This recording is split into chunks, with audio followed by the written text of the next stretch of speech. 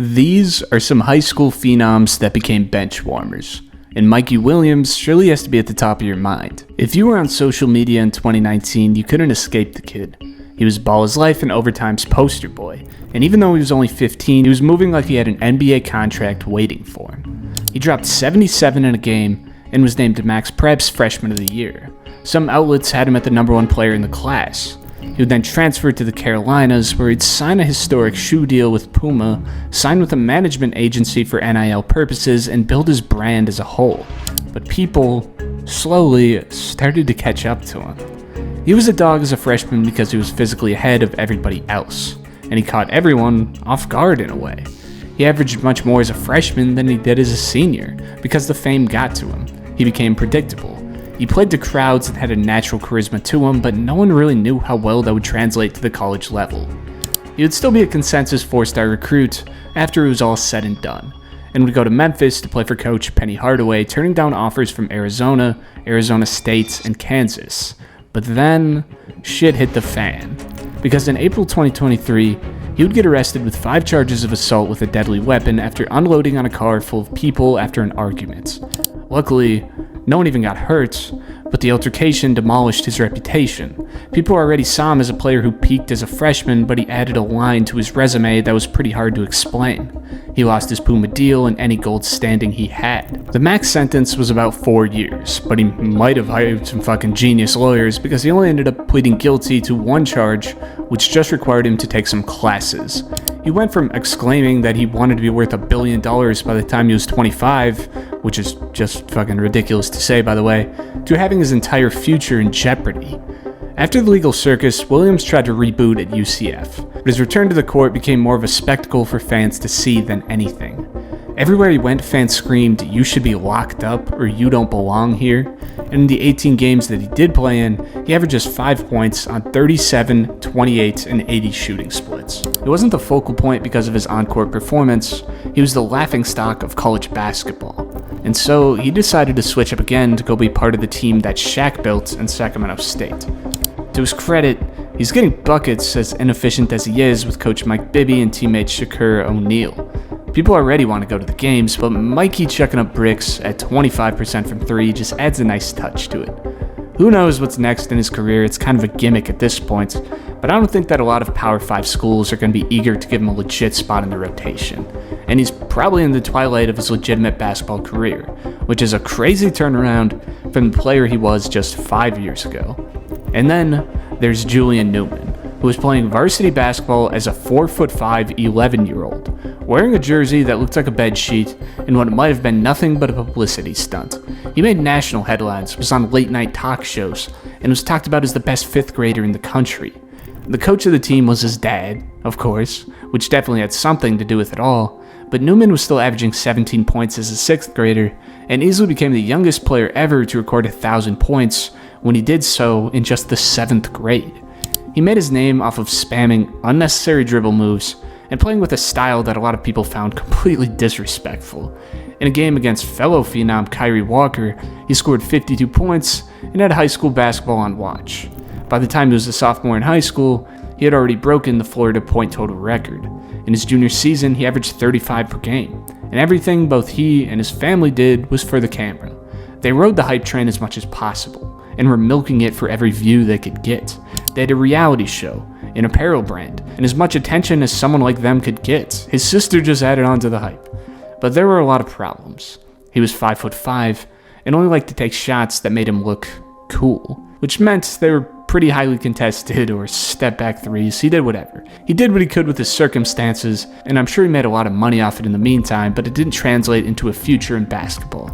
Until he found a spot at a small school named Bethesda University, an NCCAA school, and not a successful one either. Last season they went 8-17, and this season they've won just 1 game. If he even made it out on the court, his game consisted of him chucking up a couple threes before sitting right back where he was. Or him coming out for a few minutes in a blowout, which checks out once he bought into the reality TV and drama shit. In his debut, they lost 109-23. And Newman saw just 9 minutes, in which he shot and missed 6 straight threes. He should be over at his local YMCA getting run-ins, but instead, the 24-year-old is trying to get himself to fit in wherever he can, even if that means as a bench warmer at the worst possible level around guys who are still miles ahead of him. Neither of Shaq's sons ever made too much of themselves past the high school level, but it seems like Shareef could have been something after his dominance in LA and Santa Monica. Before even having a major role on a high school team, he had already snagged offers from USC, LSU, Baylor, and a few other Division I schools. His versatility, shot making, ball handling ability, and defense, all while being 6'10", drew national attention from scouts. He was Shaq's son too, which obviously helped him, but he was a very good talent.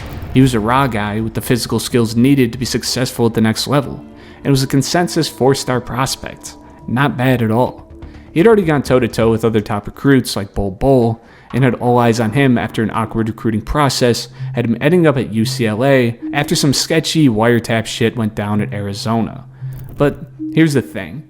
He didn't fall off because he was lazy, because he was a nepo baby, because in the summer before his freshman year, Shareef started dealing with heart issues. He ended up having to undergo open heart surgery because he was diagnosed with a rare condition which caused an artery to grow out of place. His goal was to go pro, but after that, he wasn't sure if he was going to be able to play ball at all. He had to wear a monitoring device and was medically redshirted because of the situation. As a freshman, he barely saw the court. A new coach took over at UCLA, and there was still a concern surrounding his health. Him shooting 32% from the floor didn't help, and after riding the bench for long enough, he decided he was going to transfer to his dad's alma mater, LSU. He didn't find much luck there. Across 2 seasons, he dealt with a foot injury and played in a total of just 24 games, while averaging 3-3 in 11 minutes. He was the famous guy at the end of the bench. He was initially going to transfer after those 2 seasons, but for whatever reason, he declared for the draft instead. But just being Shaq's son isn't going to get you so far in the NBA. Unlike Bronny, who had the luxury of his dad actually being on the team, Shareef wasn't considered. 3 seasons with almost nothing to show for, with the added worry of him suffering a heart attack again, just wasn't attractive for an NBA team. He would get a bit of a nudge though and be signed to the Lakers' Summer League team though, and then G League Ignite, where he would be more of a veteran presence if anything. His numbers across 20 G League games weren't much better than his college ones, and he spent the single season there. The Kings did randomly sign him for 24 hours in 2024, but it was more of a thanks for coming move before he was signed to their G League team, which waived him as well. The NBA dream is long gone for Shareef at this point. He recently signed with a sports agency that empowers talents and brands to inspire brands worldwide, so in short, he should get his LinkedIn ready, because that's probably where he's going to be for the rest of his career. In high school, Aquille Carr gave the entire city of Baltimore someone to cheer for. To say that he was 5'7" was generous, but he was so good that the city called him the Crime Stopper, because they were pretty sure that crime went down when he played because of the demand to go see him. He was a must-see phenomenon. He was a glitchy, lightning-fast player who was unstoppable from every part of the floor. He could throw it down on someone somehow, or drop you before hitting a step-back 3. Everyone in the city and eventually the basketball world knew his name. As a freshman, he averaged 25, 8 assists, and 5 steals. As a sophomore, he took this team to the state title game, became a 1,000-point scorer, and won ESPN Player of the Week. He was so good that he got an offer from a pro-Italian team worth $750,000 after the US junior team went over there for a tournament, in which he averaged more than 40 points per game. They had already had success with Americans when Brandon Jennings took them up on an offer, and the fans loved Carr enough to literally carry him off the floor after a game, so why wouldn't they? He was supposed to be a star. Sure, he was incredibly undersized, but he could ball. ESPN had him as a 4-star in the class, and offers from a generous amount of schools. As a senior, he was committed to play at Seton Hall, but the 19-year-old had other plans.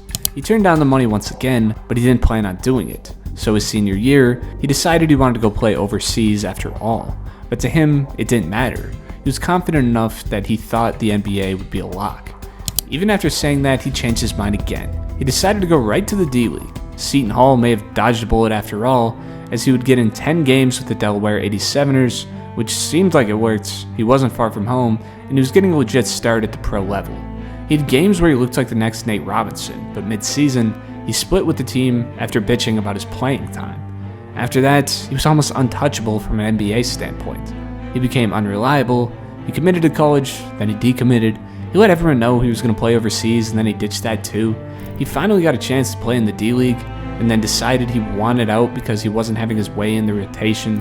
He was given opportunities, he blew them, and that's why after stints in Canada, Europe, and many other alternative leagues in the States, he's a TBL player who's still holding on to whatever hoop dreams he might have left.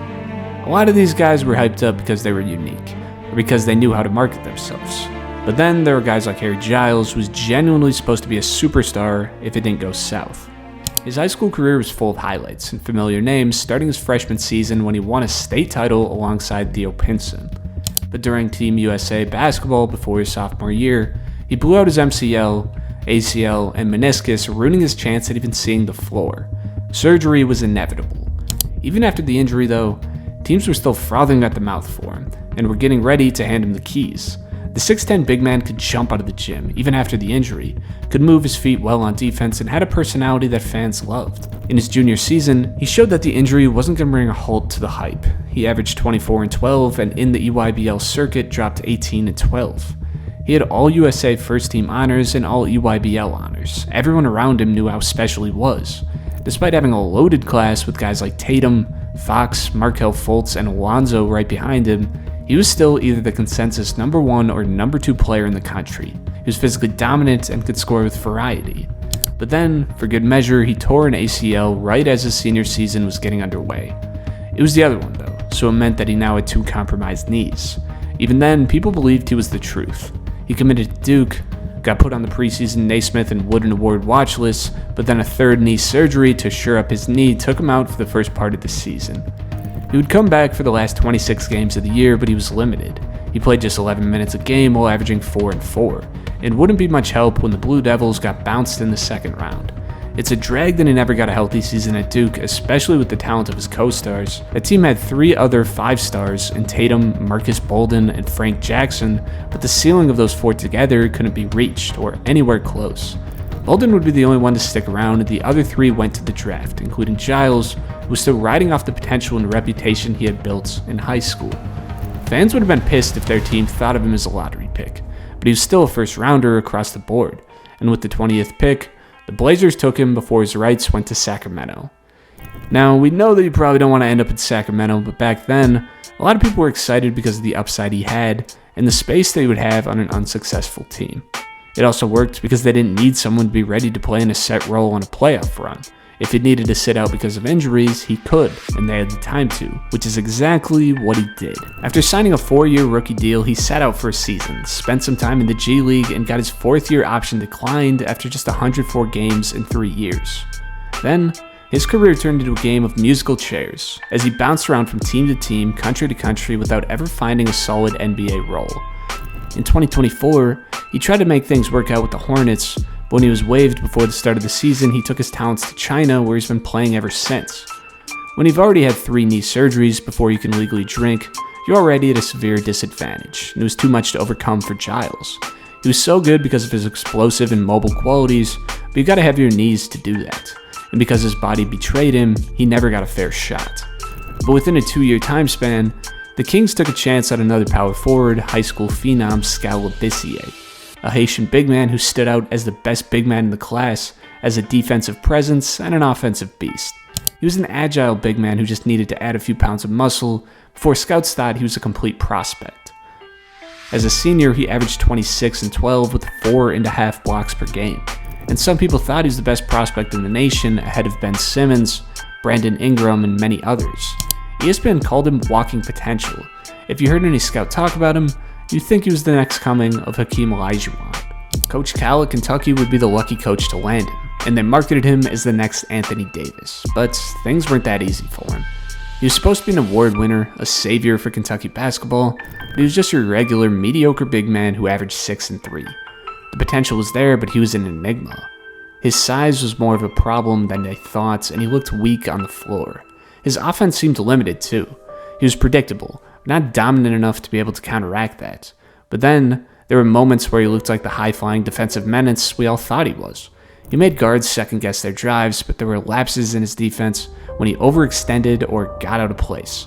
He had a smooth hook shot and the ability to drain mid-range jumpers, but not much else in his arsenal. He did end up foregoing his last 3 years of eligibility to go to the draft, but he wasn't a top prospect anymore. He went from a potential top pick to a borderline first and maybe a second rounder. The Kings would be the ones to take a chance on him in a draft night trade, and there were some games where it looked like he was a genius move. A 21-point fourth quarter capping off a 32-point night looked real nice in his rookie season. His 9-5 season with good efficiency looked sustainable. A lot of time in the D-League had him playing just 32 games, but there was a spot right next to Boogie if his development went to plan. But since then, it's been a downhill roll. When a greater role came calling, he shrunk. He shot just 45% from the field in his second season, and his numbers remained the same. He didn't fill out his frame, and the Kings didn't look that smart anymore. Since those 2 seasons, he's had just 59 NBA appearances, some time in Mexico and Puerto Rico, and a ton of time in the G League, including a next-up game appearance last season, which seems ironic. He really did peak in high school. I don't think that being a G League legend was in the cards for him, but now he's fighting for a roster spot on the Wizards. But let's swing the other way around, because if it ain't another Duke disappointment, this time the year after Giles and Trevon Duval, who was arguably the best point guard in his class. He was one of the most exciting players on the circuit to watch too.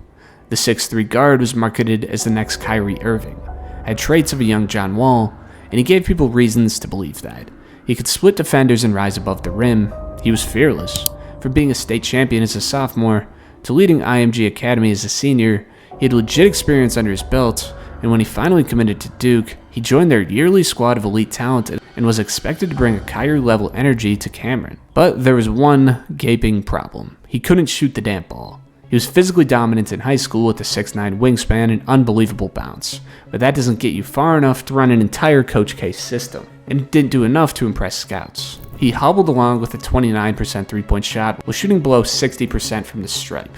Wasn't very intelligent on either side of the ball, but at least he got a lot of assists and could sort of go downhill.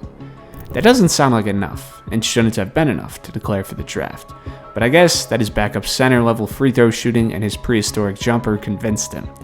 If you're one and done at Duke, you should be a guaranteed draft selection, but Duval didn't get a team to bite. He became the first Duke player to ever go one and done and not get drafted, and made a fool of himself.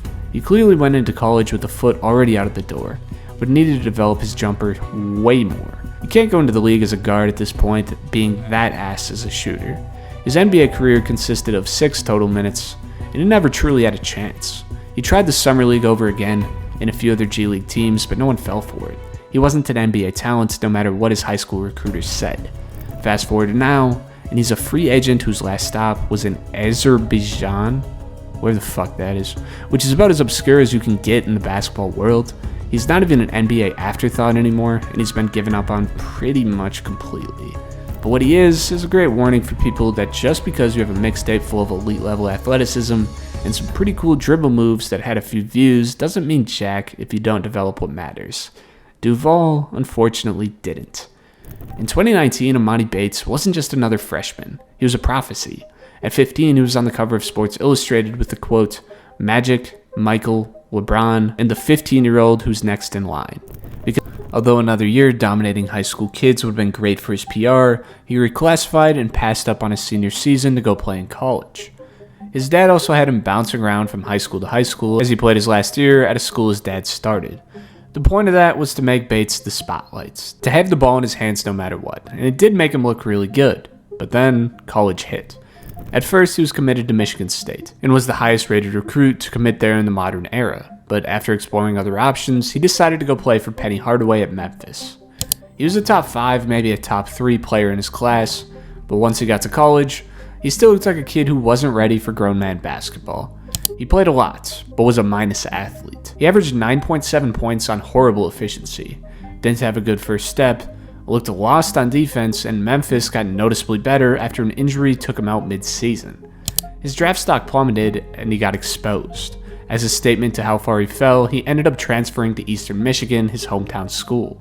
At EMU, he had some explosive games, but he was also chucking up twice as many shots.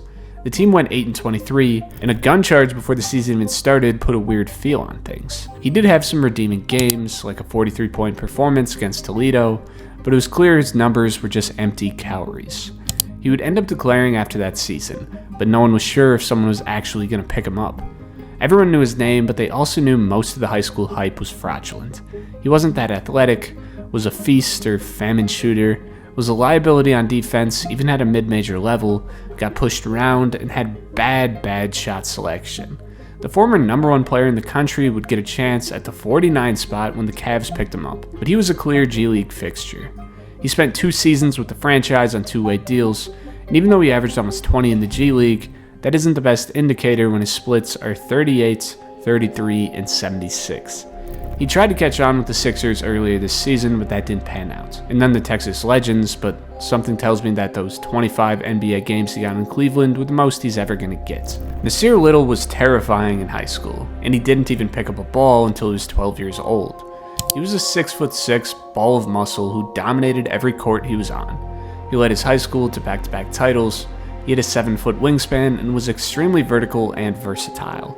He bested the rest of his class in 2018 to win the McDonald's All-American MVP award, and the media was coining him as the next Kawhi Leonard.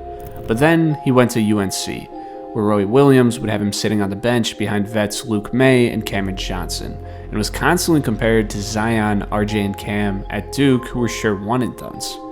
Every game, UNC fans waited for his breakout moment, but it never truly came. He had some nights where he would throw up 20 and look great, and others where he would go 3 for 10 from the field and look frustrated. He looked lost on defense too. In high school, he was able to fly around, block shots, and scare the opposing players, but in college, you have to know your position, rotations, and the right angles. It also didn't help that he wasn't 100% for a lot of conference play. His draft stock dropped. His dreams were disappearing, and the media was hounding him. He was still a projected lottery pick most of the season, but was going to UNC to sit behind seniors for an old-school coach really the best thing for him, or did it just reveal his shortcomings?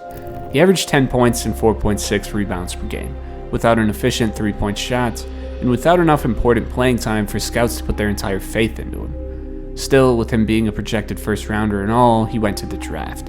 He would go 25th to the Blazers, but his career became a trajectory of injuries and almost there moments. His rookie season was a rough watch as he shot 24% from 3, but he was out there for a reason. While he wasn't great for his team's defensive needs, he could still guard on the ball. He was still athletic, had a high motor, and year by year, fans started to believe in him more. But the second he finally won a starting spot in year 3, he tore his labrum. And then he had to get abdominal surgery. With the Dame time run in Portland waning though, he seemed to have a great chance to develop. And then he was part of that Dame trade when they sent him to Phoenix, a team that was trying to contend and didn't really have a spot for him. To be fair though, Little was a 5th-year player, and didn't really show many flashes of, well, anything. He could run and dunk and lock in on defense occasionally, but fans had gotten over it. And once they found some young guys they'd rather develop than him, he was out of the door and couldn't find his way back in. Fast forward to now, as he's currently in the Japanese B-League playing to pay the bills and keep his dream alive. Soon he'll probably just be another guy you see mentioned in a TikTok comments section when someone's asking for forgotten high school studs. LiAngelo Ball has made headlines these last couple years, but it's not in the field where he thought it would be. On Chino Hills, Lonzo was the genius, LaMelo was the show-off, and Jello was the enforcer.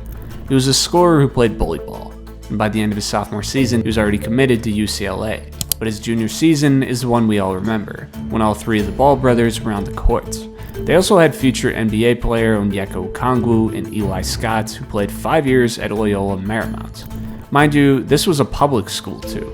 They beat an RJ Barrett-led Montverde. They beat Mater Dei, Sierra Canyon, and pretty much everyone else they played. They were easily the best high school team ever, and that's not a debate. You'd have to get extremely lucky to keep a future top 6 pick from going to a mainstream private school like Montverde or Spire, but that season, they had 3. With big bro Lonzo gone for the season, Jello had the spotlight. He averaged 34 points per game, leading the state in scoring, put on a 72-point performance, and dropped 50 twice in a 7-day span. He was an All-American honorable mention, but ended the season as around the 50th best shooting guard in the class. All 3 of the Ball brothers were testaments to how hard LeVar pushed him, but it worked. For the worst of the 3 to still be a UCLA commit and a consensus 3-star is unreal, and their dad literally spoke his dream into existence. Jello was expected to be a reserve for his freshman season, but after just 1 game against a D2 opponent, he was caught shoplifting sunglasses from a Louis Vuitton store in China days before a tournament. Both him and the 2 teammates that were with him were facing 3 to 10 years in prison after the incident, and had to get the president to save their asses. Had Jello stayed at UCLA, he would have been suspended for the rest of the season, but the big baller brand wasn't going to let that happen, and after both he and his dad were frustrated by the probably reasonable length of suspension, he withdrew to go play in Lithuania of all places, along with LaMelo, who's giving up his college career for a season of pro ball, despite a former American guard calling it the worst possible place they could have gone. It seemed like a media stunt more than anything. The big baller brand was sprawled over the place. Prenai, the team they signed with, withdrew from the league they were in so that they could go for an exhibition tour. It seemed like something you'd only see on TV, but it wasn't. Jello played alright, averaging 12 while shooting an impressive 41% from 3, but one season would be enough as Melo went back to high school and Jello went to the JBA, a league that LeVar created. In his debut game, he had a 53-point triple-double, and in the finals, he dropped 58 en route to a finals MVP. But Jello wasn't going to make it to the league if he was going to keep on taking part in these LeVar-led publicity stunts, and so he decided he was going to try for the Summer League. That didn't pan out either. An ankle injury kept him out. He would then sign to OKC's G League team, but only get one game in before COVID shut that down. The only legit chance he had was when LaMelo brought him on as a workout partner for the Hornets, who impressed enough to sign him on their G League team. But after earning a contract, he was immediately waived. He went to Mexico for a bit, but then retired from the sport completely to pursue a rap career, which was more successful than his basketball career already was. He already looked the parts with tats from head to toe, and with the fame he already had, he blew up off a tweaker. Honestly, it was more of a meme than anything, but it was enough to get him gigs at the Lions halftime show and at the NBA All-Star game. He signed a record worth up to $13 million, Tweaker went platinum, and he found success. But as far as his basketball career goes, he was a disappointment. Back in 2016, you couldn't scroll through YouTube without seeing a Jaylen Hands thumbnail. He was high school teammates with DeAndre Ayton, and still took a lot of the spotlight away from him. Every time he went out for a preposterous dunk, it looked like he wasn't going to get there, and then he cleared it with ease. People were calling him Baby Westbrook for a reason. He had extremely high upside and was confident in himself. As a senior, he averaged 29, 7, and 6. But despite being the 21st ranked player in his class, you could have told me he was the first with the traction he had and I would have believed you. He was a high school Westbrook just with more hype and better hair. He committed to UCLA, which felt like the perfect fit for the guy. The coolest guy in the country going to one of the coolest schools, and Jello was coming with him. Shit, sign me up. Well, the Jello thing fell apart first, but because Aaron Holiday was already there with more experience and NBA potential, Hands was going to have to share similar roles in the point guard duties. His play was also too youthful. He showed his poor shot selection and mediocre passing, and after spraining his foot 5 games in, he found himself on the bench. He was still a solid freshman, but he was falling down draft boards, and questions started coming up about whether he would even declare. The mixtape style of basketball just didn't roll over great, but it was still fixable. He only shot 37% from 3, which isn't bad at all for someone like him, and showed signs of improvement as the seasons went on. Luckily, Aaron Holiday was good enough to declare after his junior season, which left a gaping hole for Hands to fill. Pause. So, he stayed. That second season, he settled in well. He led the Pac-12 in assists, given he turned the ball over a lot, but he was able to lead the offense alright, and the confidence was still there. He used his quickness well on both sides of the ball, and was a good rebounder for his position, but he wasn't dominant. He was second team all-conference, but the team was mediocre, and he still had to shore up his ball handling, decision-making, and his defensive alertness. Either way, he was ready for the draft. 2 seasons was one too many. Looking back on it, he was lucky to even get picked when the Clippers took him 56th overall. He was a poor freshman, wasn't a physical specimen, and was riding the coattails of his high school success. He would go straight to the Nets, which normally isn't the worst place to go if you're a long shot draft pick just wanting some playing time, but this was in the Big 3 era, or whatever you call KD's days there. So, and I'm getting tired of saying this for every player, he went to the G League. After a season of averaging a low 11 points per game, and they were clearly using him as a trade bait until someone bit, the Pistons, who went to renouncing his rights. After that, his resume leads like a geography final, because he's hit up about half the countries in the world at this point. I think that a good representation of what he could have become is John Morant, but that might be a little optimistic. Either way, Jaylen Hands didn't crash and burn like some other guys. Was he more famous at 16 than 26? Sure. But he's still putting up semi-respectable numbers in Europe, and he's still a high-level pro making a living playing the game, even if he's halfway across the world from where he wanted to be. McClung is another high flyer that was hardwired for competition, and didn't even pick up a basketball until the 7th grade. He first started dunking as a sophomore in high school, and slowly built up a profile as that white kid who could throw it down. As a junior, he dropped 64 and committed to Rutgers for college. People remember him for his windmills, but he was breaking records. After flipping to Georgetown, he went on to break AI's record for most points in a VHSL season. After a rival coach told him, "You're going to Georgetown, sit on the bench," he dropped 44 points on his head. Every white boy wanted to be McClung, a 6'2" kid with swagger and hops like Nate Robinson.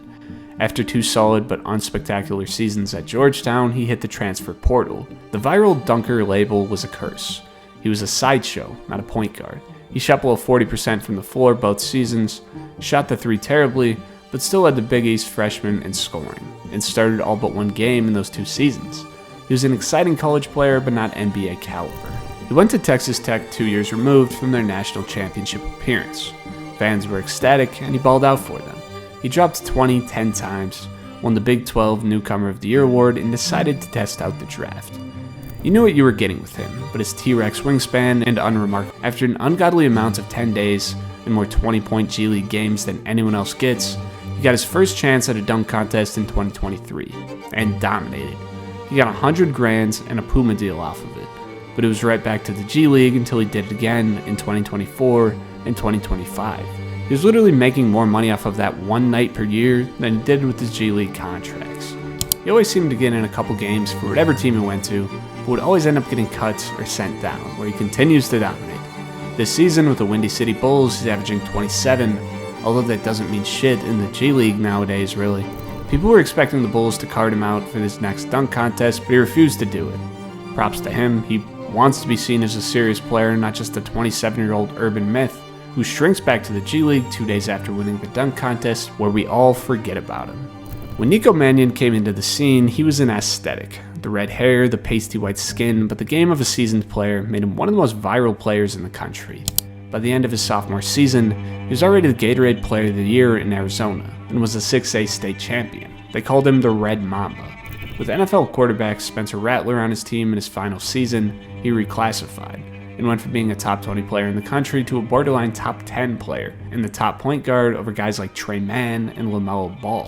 It didn't surprise anyone when he committed to Arizona, but it did surprise people to watch him struggle like he did.